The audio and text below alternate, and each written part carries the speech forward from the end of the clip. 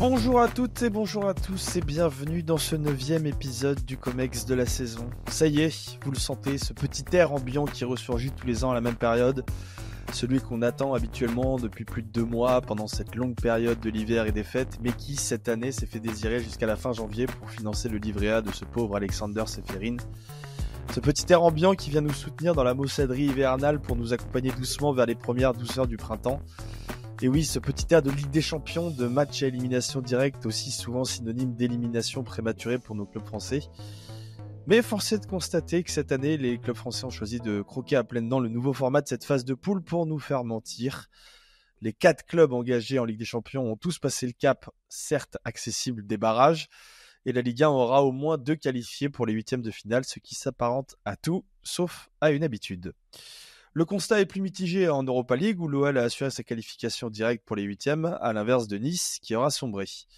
Mais ce qui nous aura le plus marqué pendant cette première phase de groupe à poule unique, c'est probablement l'incapacité de certaines équipes majeures à répondre présent, alors même que le format de la compétition et l'ajout de 2 matchs supplémentaires tendaient à réduire l'incertitude et faciliter les parcours des équipes au budget supérieur.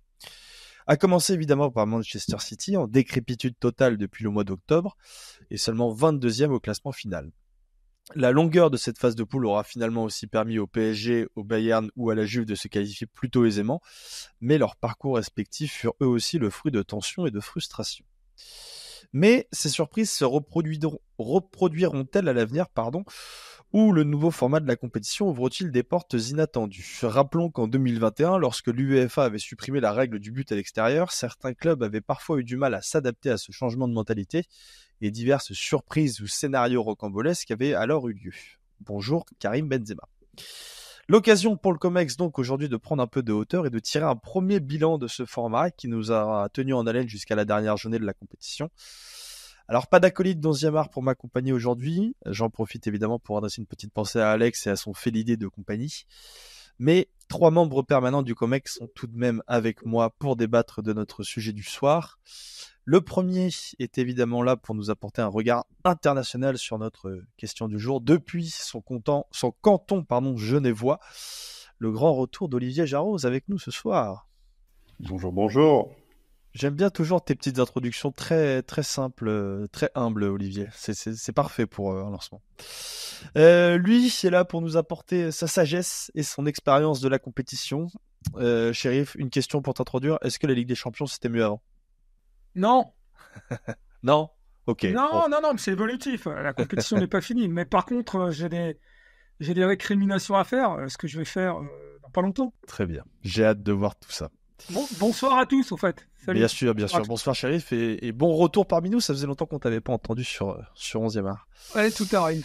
Lui, par contre, on l'a beaucoup entendu dernièrement. On l'entend à peu près tout le temps même. Et il est d'ailleurs là pour nous apporter un petit peu de contradiction. Parce que je le rappelle, et je le cite au passage, les multiplex, c'est de la merde. N'est-ce pas, Thibaut ? Ça fait plaisir. Ouais, j'arrive pas. Enfin, si vous arrivez à regarder 25 matchs en même temps, bravo. Ouais. Déjà, 1, j'ai du mal. Alors 2, 3. Bref, on en a déjà parlé. Je vais pas. Ce n'est que l'introduction. Je vais pas faire un tunnel là-dessus, mais. Est-ce que c'est cette petite musique qui te crispe à chaque but ou pas du tout ? Bah, j'ai l'impression de regarder le juste prix, quoi. Donc, j'aimais bien le juste prix. C'était marrant. Il y avait la tyrolienne, il y avait la roue là à la fin. Ah ouais. Il y avait des vitrines et tout, mais bon, ça durait que 20 minutes, quoi. Très bien. Ok. Oui, là, ça dure un peu plus longtemps. Ouais, c'est pour ça que c'est un peu frustrant, je l'entends. Bon, notre sujet du jour, amis auditeurs, Champions League, peu importe le format, c'est la question qu'on va se poser aujourd'hui dans ce 9e épisode du Comex que je propose qu'il démarre dès maintenant.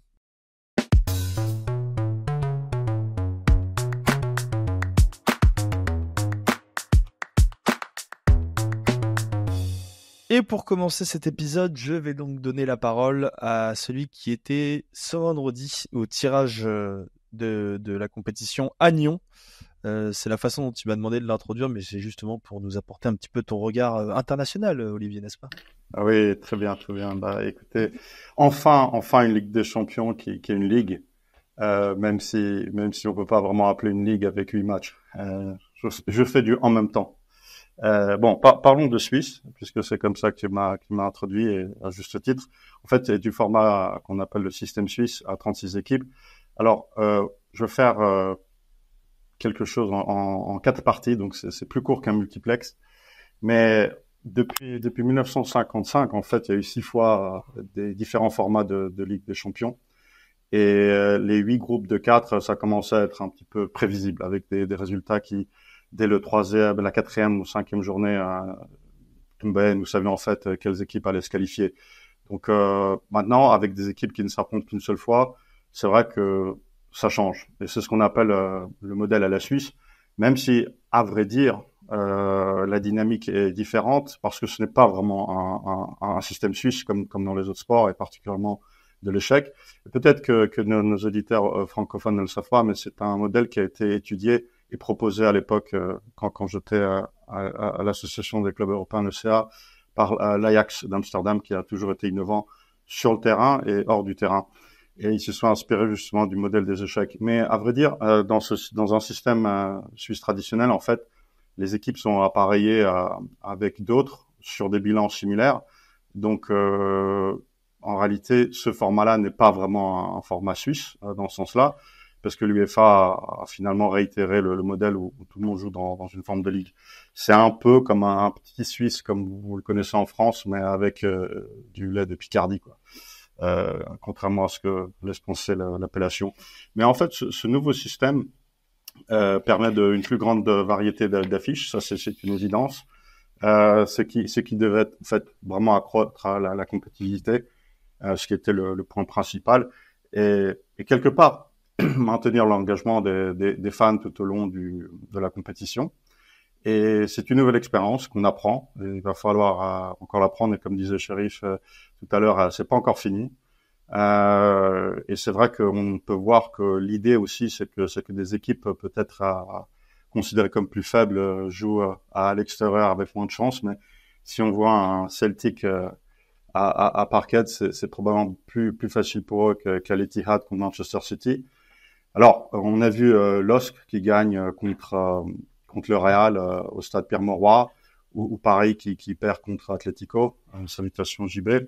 Mais en fait, et ça c'est la deuxième partie, il y a à peu près 5 raisons pour lesquelles le format a été fait, enfin peut-être 5 plus 1. Premièrement, évidemment, l'origine était d'augmenter le nombre de matchs, ce qui permettait une augmentation de revenus, parce que ça a été clair dès le début que l'idée c'était d'attirer un nouveau public, un public encore plus mondial, et l'UEFA cherchait à accroître je me suis perdu. Accroître les revenus, oui, commerciaux grâce aux droits de diffusion, avec plus de recettes par jour de match. Et le nouveau format tel qu'il avait été annoncé estimait déjà à 500 millions d'euros de primes, ce qui revenait à 2,5 milliards d'euros, soit à peu près une hausse totale de 21%. Donc ça, c'était la première raison pour laquelle le format a été introduit. La deuxième, on l'a évoqué très rapidement, la compétitivité. Alors l'idée, c'est d'avoir une compétitivité accrue, c'est-à-dire qu'on augmente le nombre de matchs de haut niveau entre grands clubs, ce qui signifie des rencontres plus compétitives. Ça résout pas forcément la compétitivité par en bas, mais ça, c'est un autre débat qu'on a déjà pu faire. Le troisième point, c'est que le mérite sportif a été entre guillemets renforcé, c'est-à-dire que les réformes mettent l'accent sur la qualification basée sur les performances des championnats nationaux plutôt que sur le succès historique, un peu en accord avec ce fameux mérite sportif que l'UEFA a décidé de défendre. Et plus d'opportunités pour les clubs, parce que finalement on élargit de 32 à 36 équipes, ce qui permet à des clubs de nouvelles fédérations de participer à des compétitions d'élite, ce qui nous fait au fait au total, puisqu'on a les 3 compétitions à 36, donc on arrive à 108 clubs, c'est-à-dire presque 1/7 de tous les clubs professionnels en Europe. Et puis 5e point officiel, c'est évidemment pour les fans, parce que les fans, une phase de ligue qui offre aux fans plus de richesse, plus de crédibilité en termes d'émotion, des variétés de confrontation, c'est vrai que ça l'aide. Alors, j'ai dit tout au début le 5 plus 1 parce que finalement il y a une des raisons un peu cachées, c'est-à-dire faire face aux ligues entre guillemets dites dissidentes. C'est-à-dire que les réformes en fait ont été en partie une réponse stratégique au projet comme la Super League évidemment, et en offrant aux clubs des nouvelles incitations, etc. Donc ça c'était le 5 plus 1. Après, je pense que ce qui était intéressant de regarder, c'était les buts qui foisonnaient. On a discuté entre nous des différents GOAT, comme on le francise, mais finalement, Robert Lewandowski est arrivé dans le top 3 avec 101 buts sur 125 matchs, ce qui lui donne en fait le meilleur ratio avec 0,81 ou 81 buts par match en Ligue des Champions. Donc, en tout cas, le débat est terminé. Mais aussi pour évoquer, finalement, en Ligue des Champions, il y a eu énormément de buts. On a eu 470 buts en 163 matchs, en 144 matchs, pardon, ce qui représente en fait une moyenne de 3,26 buts par match, ce qui témoigne forcément un record qui témoigne de l'orientation offensive du format. En Europa League, il faudrait quand même noter que 35 équipes sur 36 étaient incertaines dans la dernière phase. Donc, c'était aussi intéressant à observer que finalement, la dernière phase a créé beaucoup de tensions parmi la dernière journée, tu parles de la dernière journée, c'est ça? Ouais, en effet, la dernière journée. Après, un point que j'ai voulu quand même relever, c'est un petit peu les différentes réactions en Europe. C'est pour ça que tu as dit, je vais porter un regard un peu international. Bon, alors évidemment, côté grands médias classiques, l'Allemagne, on a beaucoup salué le suspense qui a été accru évidemment avec une énorme imprévisibilité. Bon, Spiegel a quand même montré qu'il y a des gros risques qui se peuvent faire avec des rencontres qui mettent en difficulté les favorables, qui ont évidemment fait référence au mot de Ancelotti. En Espagne, c'était assez intéressant de voir que malgré le bastion des clubs de Barça et du Real, et puis surtout un excellent parcours de Atlético, que c'est finalement un mathématicien chilien, Leandro Chara, qui était concepteur du système et que ça a créé beaucoup plus de compétitivité. Évidemment, comme tu l'as dit, Valentin, il y a aussi la suppression des règles de but à l'extérieur, qui est évidemment un changement qui modifie un peu la dynamique des matchs. En Italie, c'était beaucoup plus critique, par contre. C'était intéressant de regarder parce que ils disent que les réactions en général sont assez partagées. Par exemple, Virgilio Sport a rapporté quand même un mécontentement assez important des fans qui perçoivent comme un éloignement des valeurs traditionnelles du football classique. Alors, Chérif, je compte sur toi pour aller un peu plus en profondeur. Et puis comme d'habitude, on avait déjà fait une émission sur quoi de neuf à l'Est. Et l'équipe la plus à l'Est dans ce format-là reste le Bayern Munich. Donc on avait une petite espérance que le Dynamo Zagreb puisse se représenter, mais finalement ça s'est pas fait. C'est justement sur ce point-là que je termine, parce que dans le journal du soir, le Večernji croate, c'est probablement la seule analyse critique qui a eu une vraie dans les grands médias européens, où ils estiment que finalement l'UEFA, qui je cite, sous couvert d'innover, a cherché de maximiser le revenu, et que cette réforme en fait est une Super League cachée. Donc en fait tout a été fait pour créer une nouvelle formule qui s'apparente plus à une Super League qu'à une nouvelle Champions League. Bon, en résumé des points de vue de médias, je pense que clairement le format est salué pour son intensité, sa diversité, mais je pense que là où je voulais quand même commenter, je termine, c'est le 4e point de mon multiplex, si vous n'êtes pas encore perdu, c'était de dire que en fait il est à mon avis encore trop tôt pour des analyses approfondies, parce que forcément c'est les audiences télévisées qui vont nous dire en fait la qualité et la perception que les fans ont eue, si les gens aiment ce nouveau format, et ce sont finalement les chiffres qui vont nous dire la tonalité.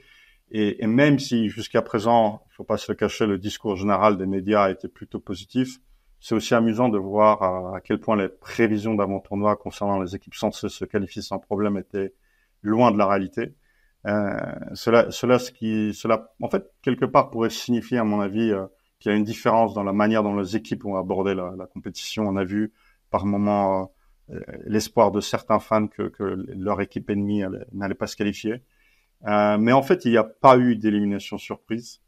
ce qui suggère que finalement le format comporte suffisamment de filets de sécurité. Évidemment, je pense que quand on regarde le football comme un fan, on perçoit différemment comme un dirigeant qui évidemment veut limiter les risques, puisque dans le football, il y a malheureusement trop de risques par rapport aux investissements. Et finalement, il n'y a aucun grand club qui n'a été éliminé prématurément. Et qu'on voit qu'il faut vraiment faire une performance catastrophique pour ne pas être pour ne pas être à Nyon la semaine dernière. Et peut-être un dernier point, et je termine avec ça. Un point que en fait personne n'a vraiment évoqué, mais on le voit par les chiffres, c'est quand même qu'il y a une augmentation de la valeur des médias, ce qui reflète aussi dans la hausse des primes offertes. Mais il y a aussi un petit détail que j'aimerais soulever, c'est qu'il y a quand même 50% de matchs supplémentaires et finalement les revenus des droits de diffusion n'ont pas augmenté dans les mêmes proportions, à mon avis. Ce qui signifie que d'une certaine manière, cela ressemble un peu à ce qu'a vécu, je parle pas de la Ligue 1, mais de la première ligue anglaise par le passé, qui a vendu des droits médias à un prix plus élevé, mais si on calcule le ratio match par match, en fait, il y a en réalité une baisse. Et puisque l'UEFA vendait déjà l'intégralité des droits auparavant, le seul moyen d'augmenter les revenus pour elle, c'était de réformer en augmentant le nombre de matchs. Parfait, merci beaucoup Olivier pour ce premier état des lieux assez large pour le coup. Tu as pris ton temps, mais tu as bien fait. Après ce premier état des lieux, on va rentrer peut-être un peu dans le vif de la critique, puisque Chérif, toi tu as un peu ton propre avis sur cette compétition et sur cette première phase de poule que tu voulais nous partager. Oui, alors la compétition n'est pas finie, c'est la première édition de la nouvelle formule. On verra sur la durée si les critiques se raffermissent ou au contraire se dégonflent. Je pense notamment à certains chocs qui vont arriver prématurément, n'est-ce pas, Real, Manchester City. Mais bon, je clôt la parenthèse. Il y a une chose que je redoutais au moment du démarrage de la nouvelle formule, c'est, bon, on en avait parlé déjà entre nous, c'est le fameux piège des émotions. Moi, ce que je redoute le plus dans les nouvelles compétitions, quelles qu'elles soient, notamment quand elles s'étirent de plus en plus longtemps, avec de plus en plus d'équipes, à peu près à n'importe quel moment de la saison, ce que je redoutais, c'est le piège des émotions.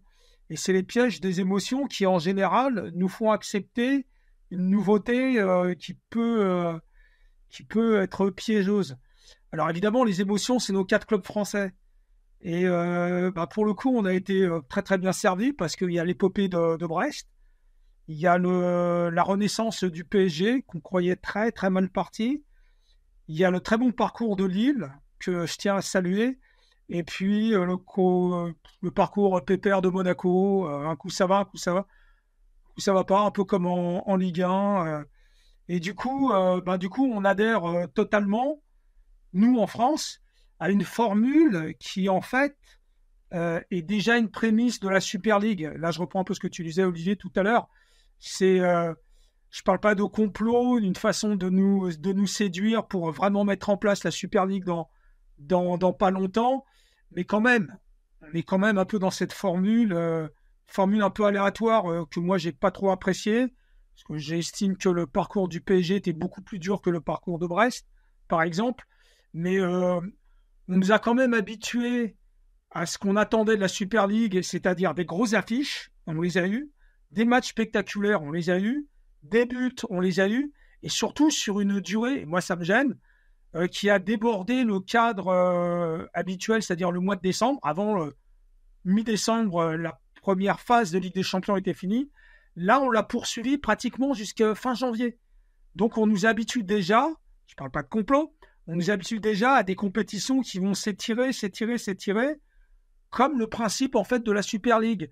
Et moi, ce qui me dérange, c'est que quand on arrive au mois de janvier, en général, le mois de janvier, exception faite du Boxing Day en Angleterre qui est assez chargé, mais encore, c'est plutôt fin décembre, début janvier.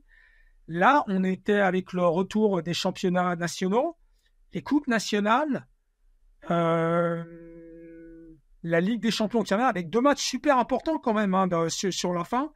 En fait, la Ligue des Champions ne s'arrête jamais. Vous avez vu qu'en plus, les barrages reprennent la semaine prochaine. Donc, on avait parlé de la santé des joueurs, on avait parlé du nécessaire temps d'arrêt, temps de repos, quand même au milieu de la saison. Sans parler de trêve hivernale, hein, mais marquer une pause à la fois au point de vue psychologique, au point de vue physique, alors que là, c'est tout le contraire.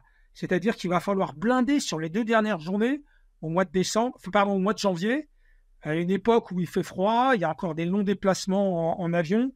Enfin, tout ça me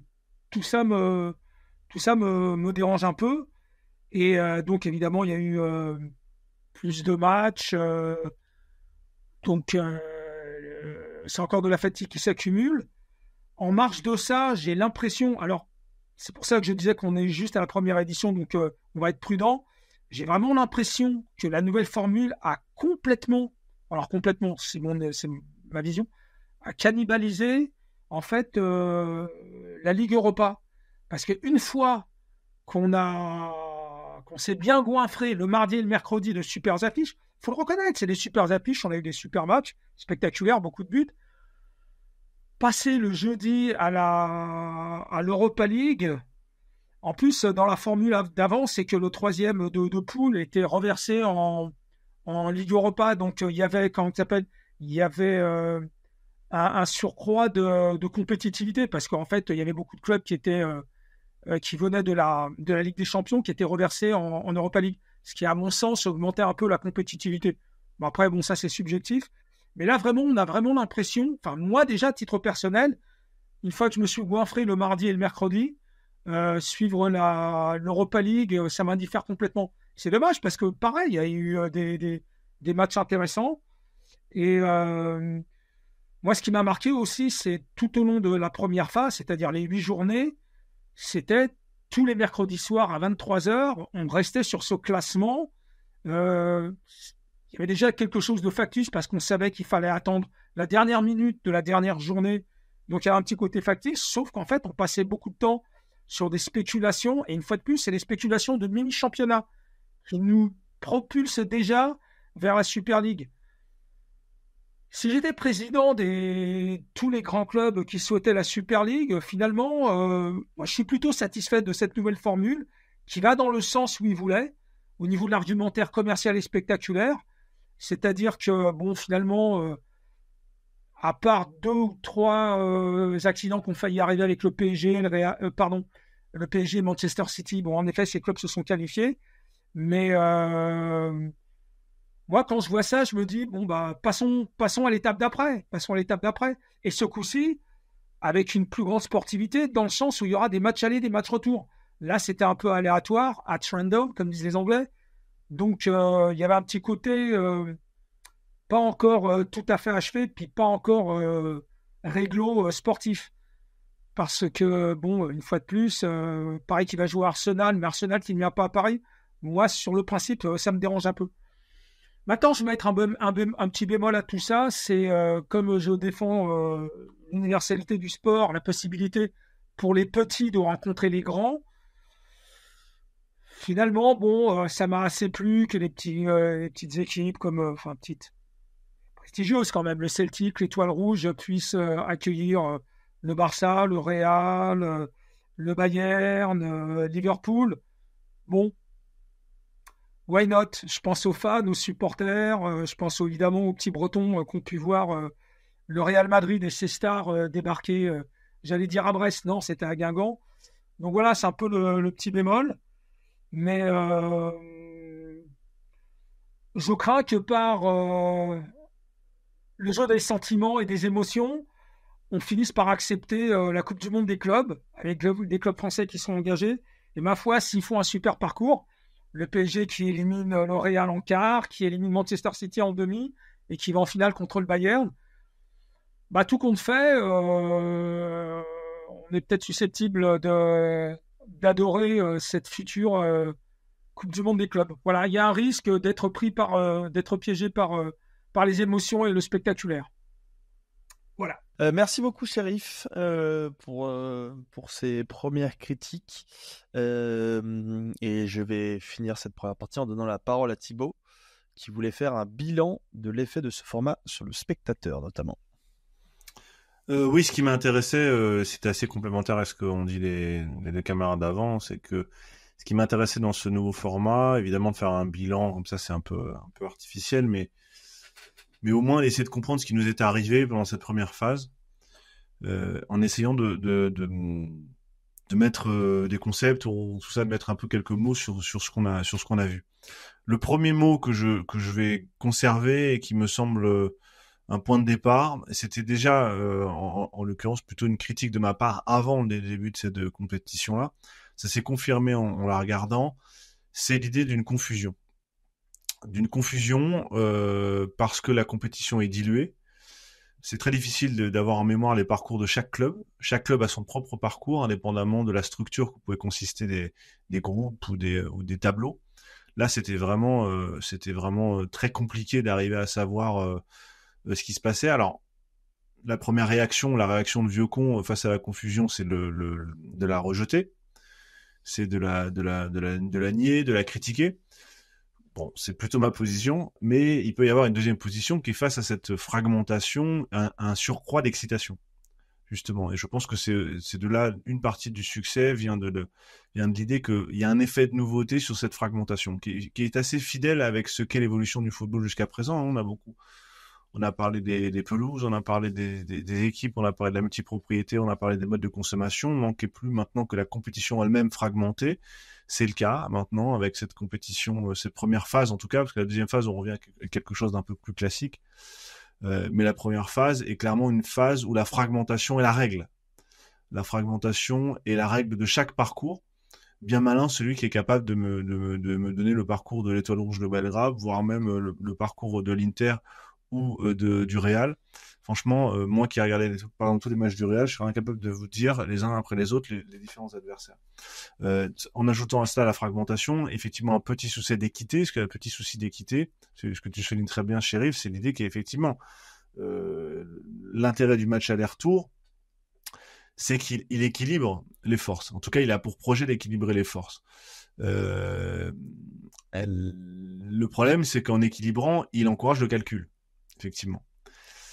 Là, en supprimant le calcul tout simplement du score, l'attitude dans un match aller-retour, c'est évidemment de compter combien on a de points d'avance, combien de buts d'avance, etc. Donc ça encourage nécessairement le calcul. La suppression des matchs aller-retour, qui me semble plutôt une bonne chose en l'occurrence, permet d'éviter ces calculs-là. À partir du moment où on a supprimé le calcul du but à l'extérieur, quel était l'intérêt de maintenir le match retour? Effectivement, je vois pas bien la logique. Surtout que maintenant, d'un point de vue purement de football, il est parfois préférable pour une équipe de jouer à l'extérieur qu'à domicile. Mais bon, ça, je ferme la parenthèse, on en parlera un jour peut-être. Donc, premier effet de confusion, de fragmentation de la compétition. Fragmentation qui peut être vue comme un surcroît d'excitation, je le répète pour certains. Moi, je trouve que ça ajoute de la confusion, mais je suis prêt à discuter de ce sujet-là. Deuxième question, et qui est un peu la conséquence de ce qu'on a dit sur la suppression des matchs aller-retour, c'est que l'idée qu'on a supprimé une forme d'équité, on a supprimé en quelque sorte le hasard du tirage au sort par le calcul de l'algorithme. Traditionnellement, c'est la première fois, en tout cas, je crois, de mémoire, que dans une compétition de football, en tout cas, ce n'est plus un tirage au sort. Alors, on peut discuter la température des boules, etc. Bon, faisons le pari du fait que ce soit véritablement du hasard. C'est la première fois officiellement qu'un tirage au sort est supprimé au profit d'un algorithme. L'algorithme, je répète, c'est un calcul. Donc c'est le contraire du hasard. C'est l'effet est peut-être un peu le même parce qu'on est un peu désarçonné, sauf que l'intention n'est pas du tout la même. C'est une intention, cette fois-ci, de mise en scène. On n'est plus véritablement de mise en rationalité, de mise en scène de la compétition. Donc la suppression du hasard, on a remplacé le tirage au sort par un algorithme, le hasard par le calcul, c'est pareil, encore une fois, c'est très fidèle à l'époque. C'est un peu comme les sites de rencontres qui ont remplacé les rencontres véritables. C'est-à-dire que cette fois-ci, on rentre des caractéristiques. Chaque personne est une somme de caractéristiques. Une équipe est une somme de caractéristiques. Et ensuite, on organise des matchs, comme on le fait dans les sites de rencontres, avec des gens qui sont censés bien s'entendre, ne pas s'entendre, au nom des des caractéristiques individuelles et des désirs individuels, indépendamment de tout ce qui fait, à mon avis, le sel d'une rencontre aussi, c'est la contingence. C'est-à-dire quelque chose qui n'est pas prévu. Et quelque chose qui était lié éminemment au hasard. Hein. Qu'est-ce qui se serait passé si j'avais pas pris le métro à cette heure-là? Qu'est-ce qui se serait passé si ce jour-là, j'avais pu faire mon match retour contre le Real, par exemple? Donc, on supprime un élément essentiel. Pareil, on peut le regretter, on peut le célébrer. Je suis content de le décrire. On rentre dans une époque où, étonnamment, plus personne ne s'offusque que ce ne soit plus le hasard qui gouverne les tirages au sort. Alors, on s'est beaucoup plaint pendant longtemps que les boules étaient chaudes ou étaient froides et qu'un tel gouvernait sur tel ou tel type de tirage au sort. Cette fois-ci, c'est ouvertement un ordinateur qui le fait, donc on ne sait pas bien qui c'est, mais en tout cas un programme. Maintenant, ce sont les mathématiciens qui sont rois. D'ailleurs, je renvoie à l'UEFA, le site de l'UEFA, où le mathématicien qui a inventé ce système est présenté un peu en majesté. Donc le nouveau héros, c'est désormais le mathématicien, le programmateur, le geek. Ça nous rappelle évidemment notre époque actuelle, hein, on le retrouve encore ici. Le héros, le maître du tirage au sort est maintenant un mathématicien. Alors, c'est plus Florentino Pérez, c'est désormais un mathématicien. Bon. Troisième sujet, l'excitation. L'excitation du fan, l'excitation qu'on ressent en regardant la Ligue des Champions a changé de nature. Elle a changé de nature parce qu'elle a changé d'objet. Disons, si elle n'a pas changé d'objet, en tout cas, elle a pris une nouvelle forme. Il reste toujours l'excitation du match, bien sûr. L'explication qu'on peut avoir à regarder le parcours du Paris Saint-Germain, effectivement, le parcours de City, le petit sel de l'élimination. Entre parenthèses, au final, le classement, on a absolument rien de scandaleux. Toutes les équipes qui étaient censées être éliminées au premier tour ont été effectivement éliminées au premier tour. Il n'y a quasiment pas eu d'incertitude en réalité. En tout cas, en termes d'effets. Dans le déroulé, oui, mais dans les faits, il n'y a pas eu véritablement d'incertitude. Bref, donc l'excitation a changé un peu de nature. Elle a changé cette fois-ci, non pas sur les résultats, mais sur le format. Ça, c'est quelque chose aussi qui est un peu nouveau. C'est-à-dire que jusqu'à présent, on guettait le résultat d'un match, indépendamment de la structure, indépendamment du format. C'est un peu le titre du podcast, hein, peu importe le format, ce qui compte, c'est les résultats. Et là, pour la première fois, alors, il y a l'effet de nouveauté, bien sûr, mais je pense que il n'y a pas que ça. Il y a une forme de fascination à l'égard de ce que je dis tout à l'heure, fascination de l'algorithme, fascination de la modernité. Il y a une fascination pour ce format. Parce que comme on le comprend pas, on lui confère tout de suite des vertus nouvelles. Alors, les Français, tout à coup, je rappelle qu'ils étaient les plus critiques, hein, à l'égard du format avant qu'il soit mis en place, et maintenant le célèbre, évidemment. Donc, c'est-à-dire le niveau des jugements, de nos camarades sur ce sujet-là, c'est assez consternant. Je le répète parce que moi j'en fais partie aussi, donc je me permets de dire que c'est consternant d'avoir des jugements aussi dirigés par le résultat. Enfin, je trouve ça consternant. Les Français maintenant le célèbrent, les Espagnols évidemment le critiquent. Et pourquoi ils le critiquent? Parce que dans cette affaire de format, il y a bien sûr une autre guerre souterraine à ce sujet-là, qui est la guerre des formats, précisément, la guerre des fédérations et la guerre donc des compétitions européennes. Pourquoi les Espagnols, à commencer par Carlo Ancelotti, a critiqué assez vertement ce format-là? Parce qu'évidemment, le Real est vent debout contre ce format au profit de son format à lui, qui est le format de Super League. Et qu'en fait, en changeant la forme de la compétition, on n'a jamais autant parlé de structure de compétition. C'est quand même assez nouveau. Ça faisait très longtemps qu'on parlait pas de comment on organisait une compétition. On subissait la compétition comme comme un fait de nature, si je puis dire, comme quelque chose qui était pas destiné à changer.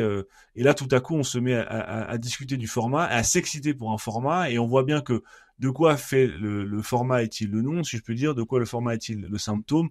Du pouvoir dans le football européen. S'exciter sur ce format de Ligue des Champions, c'est s'exciter sur l'UEFA. C'est prendre parti de l'UEFA. Le critiquer, c'est forcément convoquer un autre format possible, si je puis dire, comme peut être la Super League, tu l'as dit tout à l'heure, Chérif, et je termine là-dessus en disant qu'effectivement, je crois que est-ce que ce format-là est si opposé que ça à la Super League? Alors, le nouveau format de Super League, quand même, relativement. Par contre, là où on le retrouve, c'est l'idée que la compétition est généralisée. Et que c'est l'idée d'un classement unique. Ça, effectivement, c'est nouveau. Je trouve que c'est finalement pas une si mauvaise idée d'avoir un classement unique de tous les clubs, mais ça nous habitue effectivement à l'idée que ces clubs-là sont en compétition régulière, les uns contre les autres. Et je confère ce que nous a envoyé tout à l'heure Olivier sur les mots du président de la Ligue italienne. qui me semblent vraiment frapper du sceau du bon sens et qui sont lumineux, à savoir que le principal danger de ce nouveau format-là, c'est pas la concurrence de la Super League, c'est qu'est-ce qui va se passer avec les ligues nationales. Effectivement, si on a beaucoup plus de matchs au niveau européen, si on a 2 jours qui sont bloqués, avec beaucoup plus de clubs, beaucoup plus de possibilités, qu'est-ce qui va se passer avec les ligues? Comment on va passionner les gens? Et je termine vraiment en citant de mémoire ce que dit le président de la Ligue italienne. Et si on réduisait le nombre de participants de chaque championnat national à cette Coupe d'Europe, précisément pour conserver la valeur des ligues nationales. À mon avis, l'enjeu est là, il est dans l'articulation entre ce nouveau format et les ligues nationales. Merci beaucoup Thibaut, en effet ce concept de guerre de format est hyper intéressant, je l'avais pas du tout envisagé comme ça, mais c'était passionnant. Je vous propose messieurs qu'après ces 30 premières minutes, nous prenions un petit temps de respiration et qu'on passe au reco.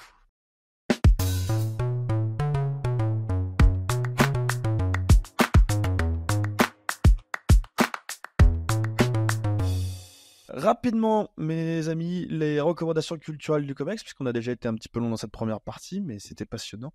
Mais rattrapons le temps perdu maintenant en étant efficace. Olivier, je te donne la main. Je passe la main, faut que je me rappelle du titre. Tu t'es fait dépasser, d'accord, ok. On commence par Shérif alors. Ouais, alors une lecture tardive. La pyramide inversée de Jonathan Wilson. Classique parmi les classiques. Ouais, mais c'est une lecture tardive. Bon, je connaissais le bouquin depuis des années et des années. Je l'avais pas lu. Bon, je me suis quand même décidé à me le procurer, à le lire.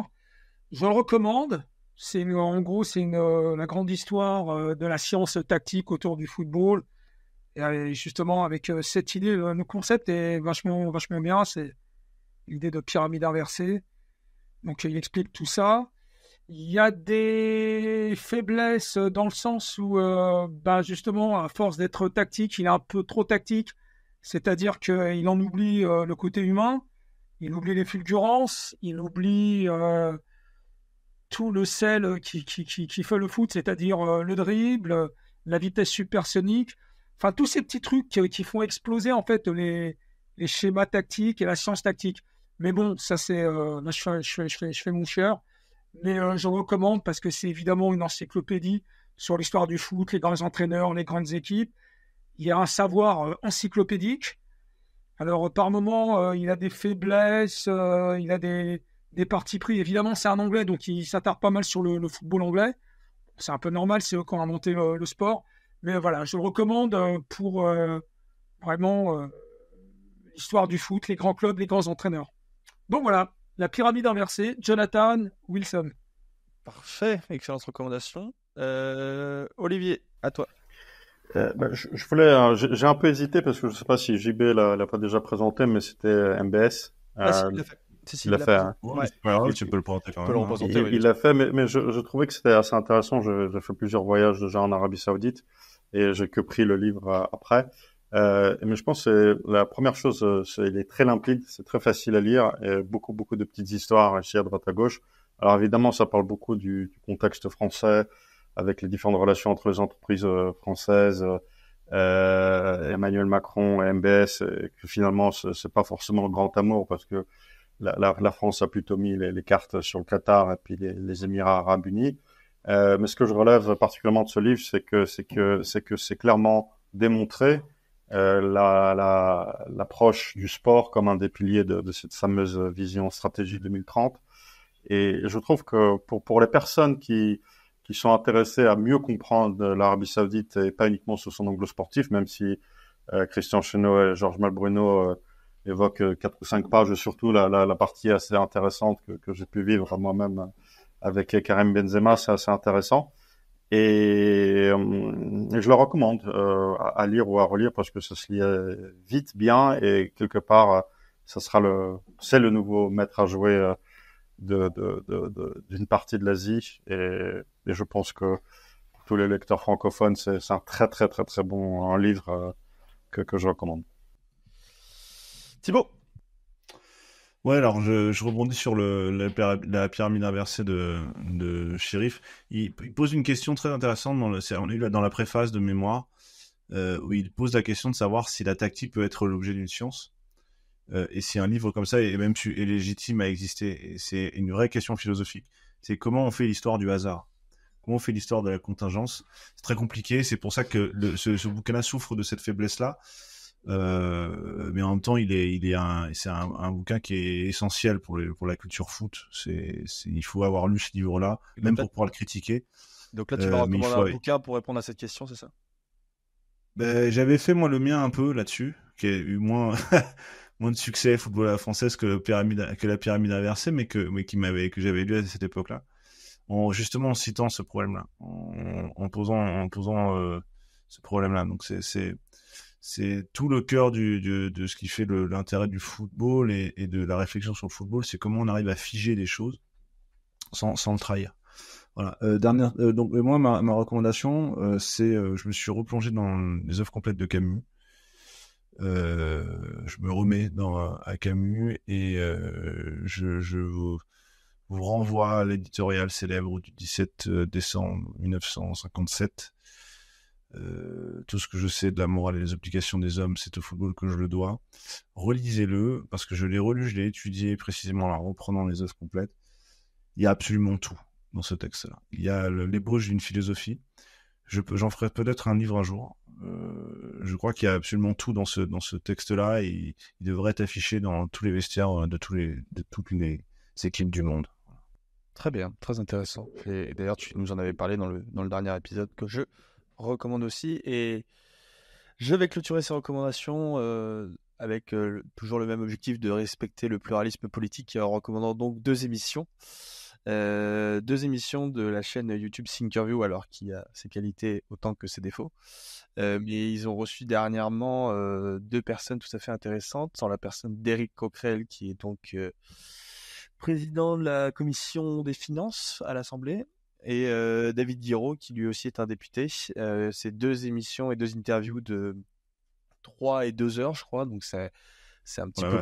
2 heures de David Guiraud et 3 heures de... 2 heures de David Guiraud, mais vraiment, je se faire mal, hein. je vous invite à aller écouter ça parce que c'est tout à fait passionnant et ils tirent un bilan de la situation économique de la dette française actuellement et c'est très intéressant. Alors évidemment il y a des prismes politiques, il faut parfois y adhérer, mais je trouve que ce soit sur la forme, comme on parle souvent de l'hystérie de la France insoumise, et autant que sur le fond, je trouve ça très intéressant. Donc voilà, je tenais à recommander ces deux émissions-là qui sont d'une qualité supérieure. En l'absence de JB.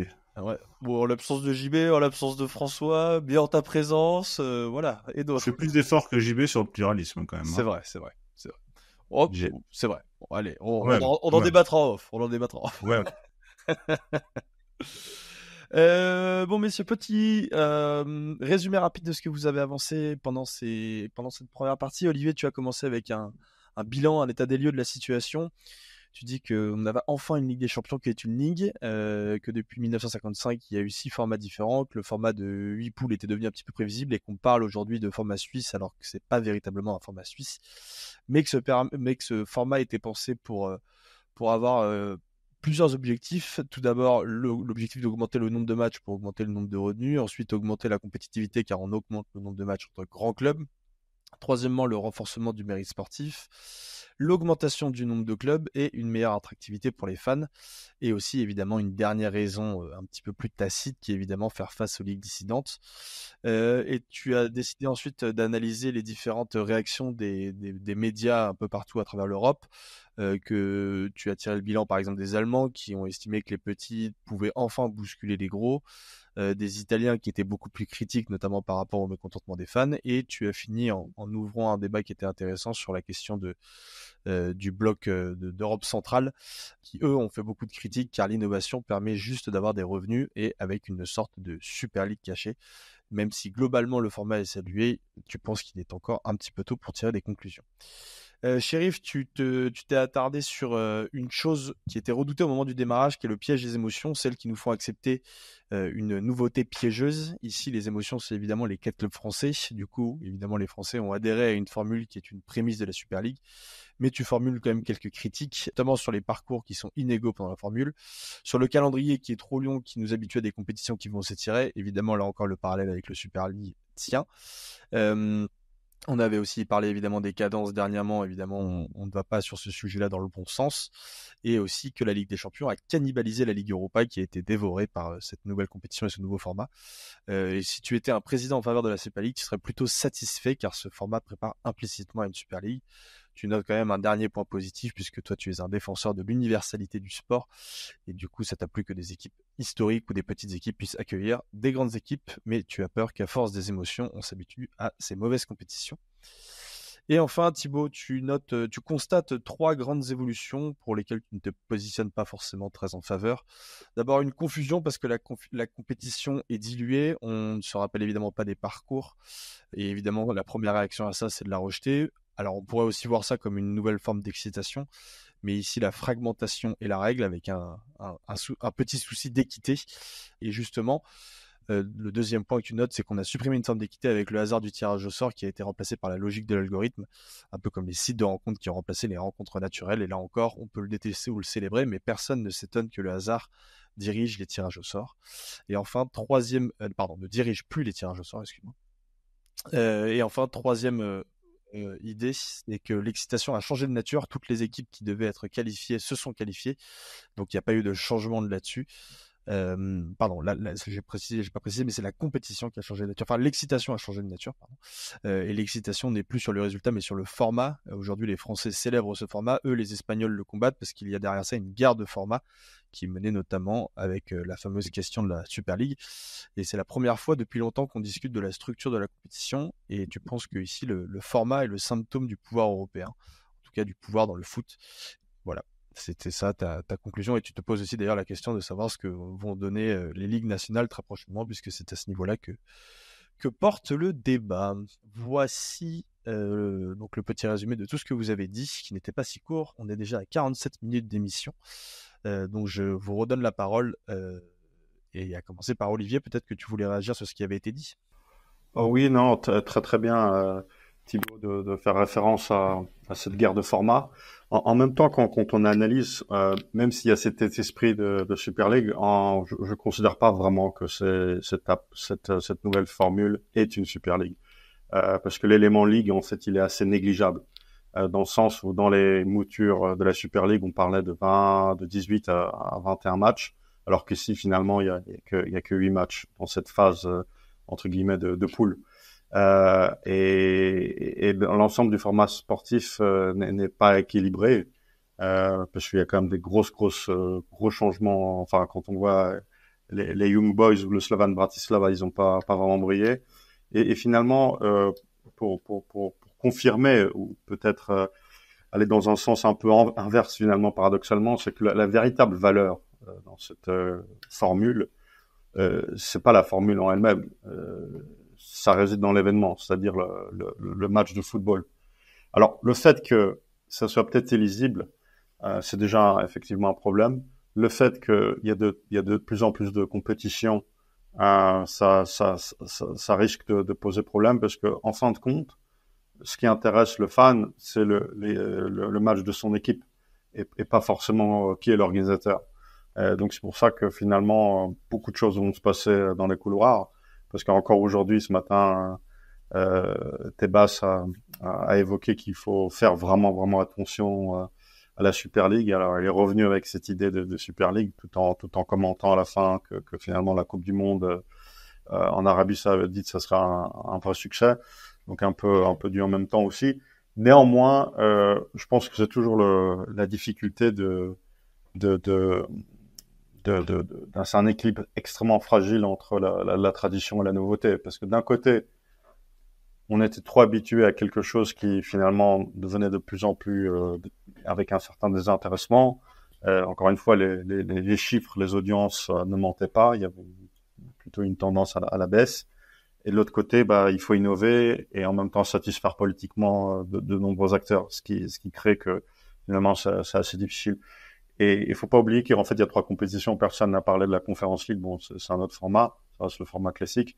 C'est aussi, ça a été fait. Le format n'a pas été appliqué à la Conference League parce que pour éviter que les clubs accumulent 2 matchs en plus, donc des points coefficients complémentaires, ce qui pourra les mieux placer pour les qualifications l'année prochaine. Donc tout ça, c'est à la fois assez technique, mais assez bien pensé. Et je pense que en filigrane, la question va persister. Est-ce qu'on va pas finalement avoir ce combat entre à la fois la Coupe du Monde des clubs organisée par la FIFA, à la fois la compétition en Europe, la Ligue des Champions.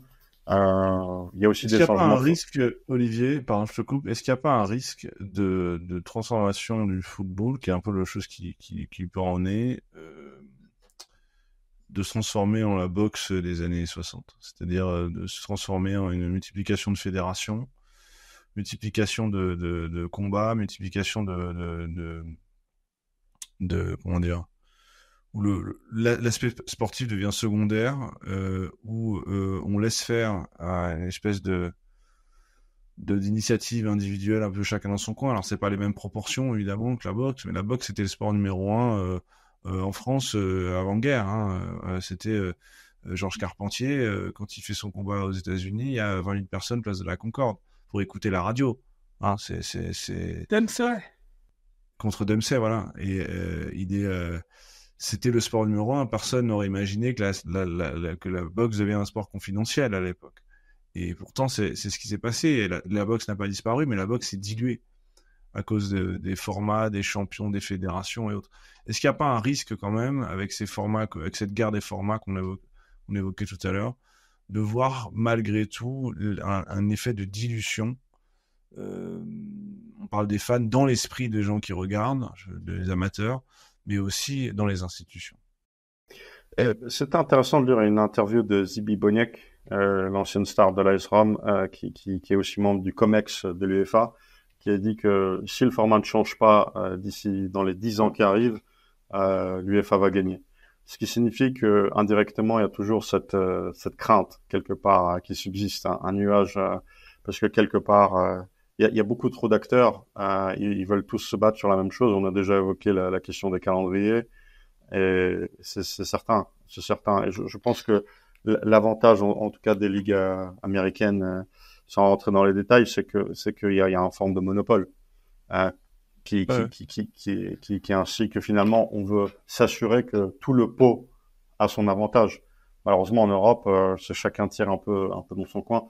Alors finalement le vrai drame, je pense, c'est que ce type de discussion n'est pas vraiment discuté avec les fans et les entre guillemets les consommateurs, puisque c'est comme ça qu'on les appelle dans les différentes instances, et de prendre en compte qu'est-ce qui ferait sens. Mais le problème, c'est que, comme tu disais tout à l'heure, Thibaut, à la fin, ce sont les émotions qui dirigent. Si les 4 équipes françaises seraient out, en France, tout le monde aurait dit c'est de la haine.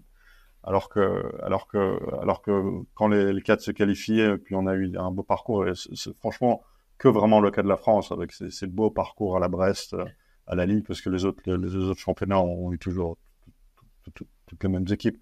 Mais bon, Bologne s'est aussi écrasé, etc. Donc là c'est l'inquiétude de savoir est-ce que quelqu'un est en mesure de voir le football sur 10, 15 ans, et évidemment avec le dirigeant qu'il peut y avoir, c'est peut-être une question qui pose problème. Certains effets que tu évoques dans tes X existent aussi sur un niveau international. Toute référence à Vincent Labrune sera d'ailleurs fortuite, je crois.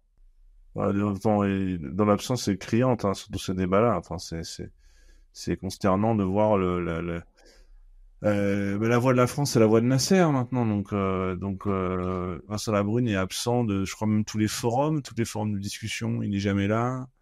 Il est absent tous les débats. Moi, je vois sans arrêt des trucs. Bon, je vois beaucoup de débats, mais il y en a d'autres, des gens qui interviennent sur ces sujets-là, des sujets profonds, quoi, de prospective. Et lui, il est complètement largué, quoi. Et après, on a eu le droit à un communiqué sur les bons résultats des clubs français grâce à la politique de la LFP, ce qui est absolument lunaire. Parce qu'il aurait pu dire, effectivement, à partir d'un syllogisme comme celui-là, il aurait pu dire, bon, bah voilà, vu que Brest est devant Manchester City, ça veut dire que la Ligue 1 est meilleure que la Première Ligue. Voilà. Ça n'a aucun sens, en fait. Ça a l'air d'être rationnel, mais en fait, c'est du sophisme pur.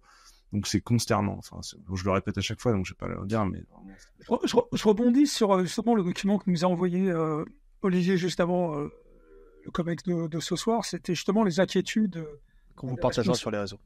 Ouais, c'est un des responsables de Serie A. de la Serie A. Et en fait, ça complète un peu ce que je disais. Luigi De Servio. Voilà. Lui craignait une cannibalisation des championnats. Moi, je parlais déjà juste de la cannibalisation de l'Europa League.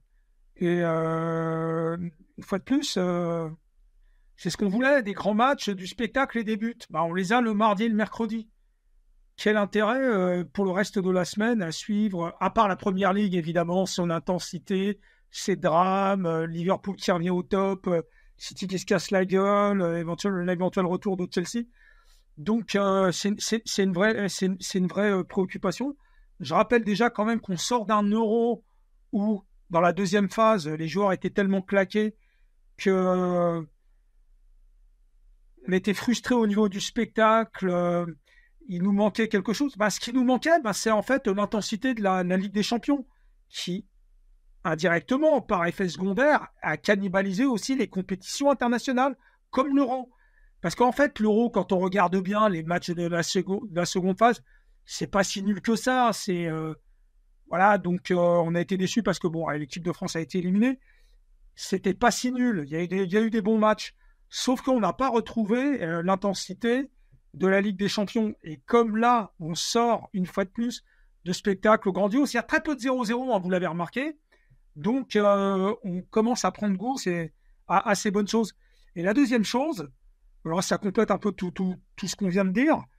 Je vais mettre un peu en marge tous les discours qu'on a eu sur la Super League. Mine de rien, il y a des tabous qui sont en train de sauter. Imaginez une Coupe du Monde au mois de novembre-décembre. Avant, c'était impensable. On l'a fait, on s'est rendu compte que c'était possible. Est-ce que c'est bien, c'est pas bien, peu importe. C'était pas mal en plus parce que les joueurs étaient frais, donc c'était. Ah oui. On a réussi à prendre du sportif. Oui, puis nous on a le prisme européen, mais les Sud-Américains étaient extrêmement satisfaits d'avoir cette compétition. Mais on s'en fout des Sud-Américains, ce qui compte, c'est l'Europe. Enfin, je dis Sud-Américains, mais tous les gens de l'hémisphère sud, quoi. Oui, je plaisante, tu m'as compris. Ce que je veux dire, c'est le tabou du foot en décembre, il a sauté. Là, avec la Ligue des Champions, la nouvelle formule, le tabou du mois de janvier a sauté. Et cet été, je parle des clubs, je parle pas des compétitions de nations. Cet été, avec la Coupe du Monde des clubs, le tabou de juin-juillet va sauter. Vous vous rendez compte? Décembre, janvier, juin, juillet. Et c'est pour ça que je disais, vous rajoutez des émotions à ça, notamment nous, Français, avec nos 4 clubs qualifiés, Cocorico, on finit par avoir l'adhésion, comment on appelle ça? La fabrique du consentement. Oh là là là là. Ouais. C'est un peu trop loin. Non, ce que je veux dire, c'est que... Non, mais c'est une clientèle, Chérif, c'est une clientèle. Donc, tu l'as compris? La France, c'est un des premiers marchés européens du football, compte tenu de sa taille, en fait. Mais le football ne s'arrête jamais. Le football ne s'arrête jamais. Il n'y a plus de tabou. Il y a plus... Enfin, pour moi, le décembre, janvier, juillet, août, tout ça au niveau des clubs, pour moi, c'était tabou. C'était... le football se repose. Le football appuie sur la touche pause. Et on va suivre autre chose. Quand est-ce qu'on lui Camus? Ouais, peut-être. Sûrement. Je vais sur les recommandations de Thibaut. On arrête la Ligue 1, quoi. Hein? On arrête la Ligue 1.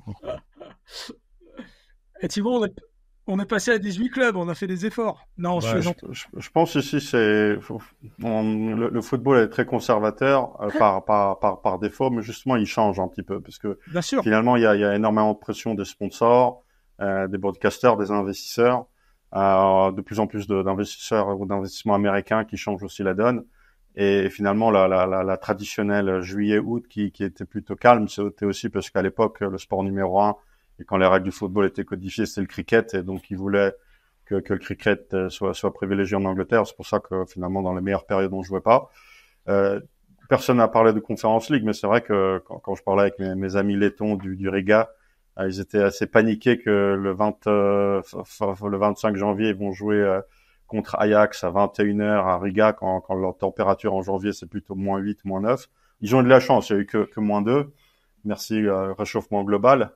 Mais on voit qu'à la fin, on veut tout résoudre, et c'est ça un petit peu toujours bon, ça c'est finalement la partie la moins intéressante du football. On essaie de traficoter par les formats. Et donc, on fait toujours les formats, Et à la fin, et c'est toujours le même processus en fait, quand vous voyez le prise de décision, on fait un format et après on invite les clubs à discuter sur quand est-ce qu'on joue. Dès qu'on se met d'accord plus ou moins quand est-ce qu'on joue, on discute sur la formule des financements et finalement jamais le tout n'est pris à un moment donné avec un vrai débat de fond. Et c'est ça aussi la vraie difficulté, c'est que c'est des constructions un peu en project management et capitalisées ou capitalistiques pour aller dans ton sens, Valentin, et que finalement il n'y a pas une vraie réflexion à la fin. Qu'est-ce qu'on veut achever entre guillemets au sens positif.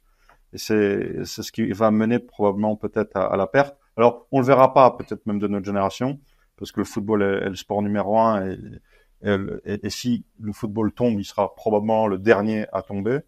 Et beaucoup d'autres choses vont tomber avant le football, donc finalement on va pas le voir. Mais j'attends avec impatience de voir les taux d'audience. Et pas sur une année, sur 2 années, mais il faudra refaire un COMEX dans 2-3 ans et voir aussi les nouvelles générations, parce que voilà, même Alcantara au tirage au sort vendredi, il a dit le multiplex, je l'ai regardé sur 4 ou 5 téléphones et tablettes. Pourquoi pas, mais quel est l'intérêt en réalité humainement de profiter de l'instant du match, parce que finalement c'est ça ce qui fait l'intérêt d'un match de football, c'est le moment, l'instant donné, et puis Solskjaer qui marque ou pas ce fameux but qui rentre dans les mémoires. Donc trop d'intensité, finalement trop de matchs perd en intensité. On revient finalement à des débats qui sont politisés. On revient à ce qu'on disait sur l'attention, sur une distraction chasse une autre. Exactement. Et ce qui fait que il y a aucune durabilité. Et moi, toujours la question dans ces affaires-là, c'est que on fait de l'événement, mais on fait pas de durable, quoi. Donc c'est effectivement un multiplex, un événement, c'est rigolo, à raconter c'est rigolo. Mais qu'est-ce qu'on fait quelle trace on laisse, quoi? Qu'est-ce qu'on laisse? Qu'est-ce qu'on fait de ce que c'est qu'un match, de ce que c'est qu'une compétition comme celle-là? Bon, c'est un peu utopique peut-être de raisonner comme ça, mais moi je me demande toujours, me dis de quoi on va se souvenir de cette soirée en fait, qu'est-ce qu'on va retenir. Tu te rappelles, Thibaut, la formule de Jean-Luc Godard entre cinéma et télévision? Le cinéma crée des émotions, la télévision crée de l'oubli. Quand je t'écoute, j'ai l'impression, mais j'ai eu la même sensation pendant le multiplex. Et puis par rapport à toutes les 7 journées précédentes. C'est vrai, je me rappelle plus du parcours du Real, même le PSG, il faut que je me fasse un effort. Et puis là, évidemment, le multiplex, je trouvais ça terrifiant. Chérif, je m'attendais à ce que tu fasses l'analogie du Parcoursup que je trouvais encore plus brillante. Oui. Oui. Bah, vas-y, Thibaut. Oui, c'est le Parcoursup, oui, oui, ça ressemble un peu à Parcoursup. On est un peu c'est pareil, l'algorithme a remplacé le hasard ou le hasard d'une réunion, le hasard d'une promenade au salon de l'étudiant. Maintenant c'est Parcoursup, on rentre dans des cases et après on a peur pour voir ce qui se passe, quoi, et on comprend rien et on est obligé de s'y conformer, mais c'est très conforme. Parcoursup et la Ligue des Champions avec l'algorithme, c'est très conforme à ce qu'est l'époque, c'est-à-dire qu'on va penser que l'algorithme va résoudre des problèmes de l'imprévu. C'est pareil pour Parcoursup, que l'algorithme va résoudre le problème de tenir ensemble la volonté de compétition, mais en même temps la sécurité pour ceux qui y jouent. Et on pense que voilà, une grande chaîne de calcul va pouvoir tout résoudre. C'est conforme à l'époque. Je vois pas, ça a rien de vraiment inédit, en fait. Il y a aussi quand même le point clé. À la fin, qui est-ce qui décide ce genre de format? Alors évidemment, on parle de l'UEFA et peut-être d'autres instances, mais à la fin, les clubs, ils veulent ce filet de sécurité. Ça m'est égal si je joue 8 matchs, 10 matchs ou 12 matchs, mais je veux accumuler le maximum d'argent et être sûr que je peux offrir à mes fans une histoire. Cette fameuse narrative qui probablement manque ici de plus en plus. Qui est liée encore une fois à la question des budgets, la question des dépenses et des salaires des joueurs. On en revient toujours au même problème. Et à ce sujet, je vous renvoie encore une fois à la mission qu'on avait fait en début de saison sur les cadences infernales qui qui est évidemment en lien avec notre sujet du jour. Messieurs, est-ce qu'il y en a l'un d'entre vous qui voulait rajouter un mot de la fin? Non? On clôture là-dessus, vous avez l'air satisfait de cette émission. Eh bien, j'en suis très heureux moi-même, puisque cette émission était une nouvelle fois passionnante, un petit peu plus légère peut-être que les derniers sujets qu'on avait, mais toujours aussi intéressant. Légère, faut voir. Hein. C'est pas péjoratif, en tout cas. Non, Non, mais je sais pas, j'ai trouvé que ce sujet était plus facile à aborder que certains autres parfois. Donc voilà, mais je le répète, pas péjoratif. C'est actuel. Et encore une fois, ouais, c'est peut-être plus en lien avec l'actualité, c'est peut-être pour ça que c'est peut-être plus facile à aborder aussi. En tout cas, merci beaucoup messieurs pour cette nouvelle émission passionnante. Évidemment, pensez, amis auditeurs, à vous abonner, à liker. Malheureusement, vous pouvez pas voir qu'actuellement Thibaut est en train de jouer avec son chat. C'est lui le chat noir. Ouais, c'est lui le chat noir, exactement, voilà. Pour conjurer l'imprévu Voilà. chez un chat noir. Je pourrais peut-être le découper pour faire une séquence pour tes réseaux sociaux maintenant que tu es influenceur. C'est vrai. Ça risque de m'attirer pas de nouveaux clients potentiels. Nous aussi.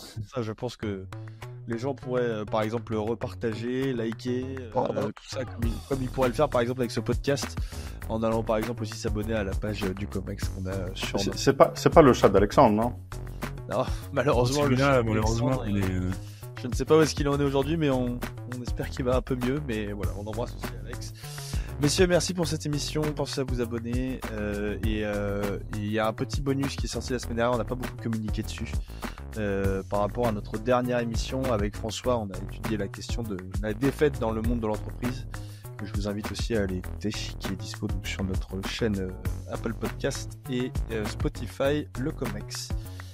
À très bientôt pour une nouvelle émission, dans 2 semaines précisément. Ciao à tous, bye.